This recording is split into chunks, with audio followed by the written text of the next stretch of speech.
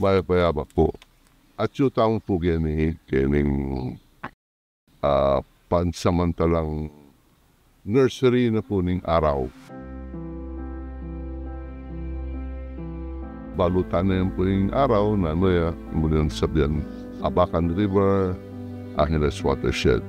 Dini pong akakitang seedlings kini or una, may dalala po bundok din. Tsaka mag-train tamang tao, rening aita, rening farmers, yung bundok, para in pong nursery ini, ilipat tayo king kabundukan ni Sapapati.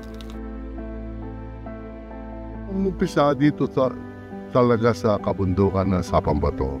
Kasi lahat kami naniniwala na darating yung panahon sa pagdami ng tao sa Angeles at saka ng Clark, maapektuhan ang ating groundwater source.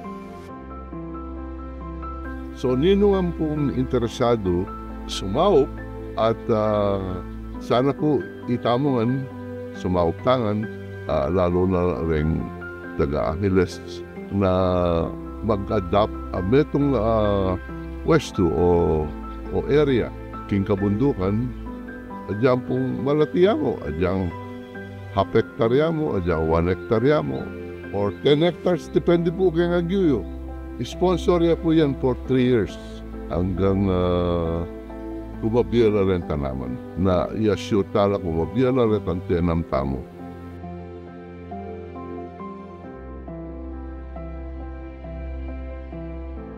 Pangarap tayo na dakala rin tanaman keti kabundukan ng Sapambato at may protektahan tala ng tanaman na rin para kapakinabang la, maprotektahan la para kayong susunod tamong henerasyon.